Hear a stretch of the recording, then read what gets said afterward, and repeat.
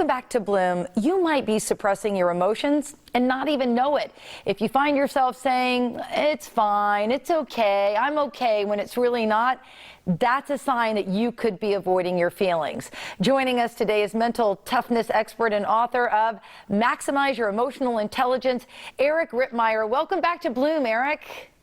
So good to see you again, Gail. How are you? Oh, I'm doing great and excited to talk to you because I am famous for saying, it's okay, it's all right, when really deep down inside, it's not. But why do you think it's so hard for us to articulate that? Well, I think the first thing that happens, Gail, when we feel these emotions, we get into what I call these emotional tornadoes. And when we start to we have the experience all these emotions at the same time, we're incapable of realizing what's real, what's concrete, what's a fleeting feeling. So we have a very difficult time expressing how we feel. And this starts back when we're kids. We get no training, we get no education on it. So what we do is we suppress it. When we suppress it, bad things happen. It's like when I was a kid. I'm quite a bit older than you. But when I was a kid, my parents used to say, don't hold in your sneeze or else your lungs will collapse. Same thing with emotions. I don't think you're older than me, and I like that with your parents because, you know, at the end of the day, it does build up, and eventually they're going to come out. They sure do. And the issue is that we have to let everybody understand, not just kids, adults as well. Everybody has to understand 100% of our feelings are okay. Every single thing we experience, every thought, every feeling's okay. It's how we respond to those feelings that's important. If we can give people some mechanisms, from some tools for how to express it, they're better off that way. It builds deeper relationships and it prevents us from saying things and doing things we're probably going to regret.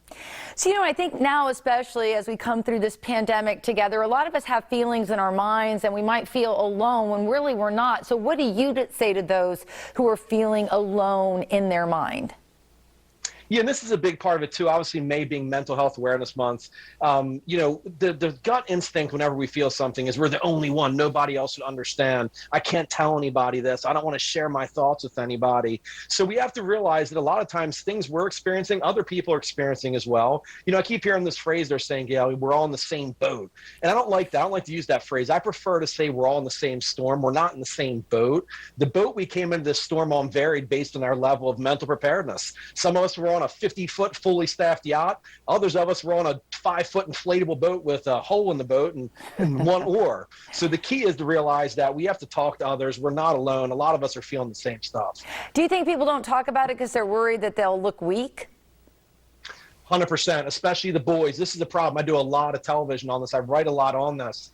Boys have to realize that it's okay to express emotion. We're a society that says, you know, boys, you can't show it. Don't cry. You can't get upset. Turn off those feelings. The problem is it's impossible to do. So you have boys that go through and they become adults. They haven't learned how to handle these feelings they have. So what do? They explode. So we have to get much better at educating our kids, especially our boys, realizing that it's not weakness. It's okay. Every person, we're humans. We're hardwired to feel first, think later. Every one of us have feelings. That's okay.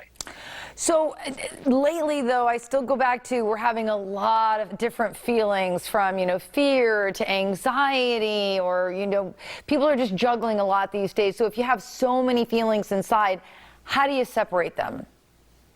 Yeah, the official term for this is called compartmentalization. Don't ask me how to spell it. I have no idea how to spell it. I can tell you what it means. So you have to be able to set aside your emotions and put them in a box and set them aside and not let one bleed over into the other one. But it's really taking time to digest. And I call this emotional intoxication. We have to be careful that we don't become so overcome with emotion that we're incapable of thinking logically. So when the feelings start to seem overwhelming, it's a good idea to sit back, take a breather, maybe sleep on it, wake up the next day and say, okay, these are true feelings. These are real feelings. This is how I should address this issue. But it's separating the emotion from the logic, which is not very easy to do, unfortunately. Yeah, what if you sleep on it and you still wake up and you're still angry or you're still emotional? And that happens, and that's the key too. And I think that's the other thing, Gail. A lot of people think, like, you know, it's not okay, and it's not okay to yell, it's not okay to cry, it's not okay to be angry, and it absolutely is. The key is dusting yourself off and getting back up. And the most emphasis is on not trying to turn it off. It is impossible to turn off emotions. We can't do it. And the more we try to hold it in, the more it hurts, not just us internally, but also others around us. Learn how to handle it, learn how to address it. Don't try to turn it off, just learn how to acknowledge it. So, Eric, where do people find you? How do we follow along so that we can kind of know more about your wisdom? I appreciate that, Gail. Thank you. Yeah, my website's best, Mental Toughness mentaltoughnesspeaker.com. I'm all over social media, Facebook, Instagram, catch and hate on Twitter. You guys can find me anywhere out there. I really appreciate that. Aren't we all? Aren't we all? All right. Thank you so much, Eric. And I know that you actually have a special offer for our Bloom viewers, a free copy of your ebook, right? I sure do. Maximize your emotional intelligence. It's on my website, mentaltoughnesspeaker.com. Totally free download. Simple read, too. All right. All right. It's always great catching up with you. We hope you'll visit us again soon. I'd love to, guys. Good seeing you. Thank you so much. Likewise. We'll be back with more Bloom right after this. Stick around.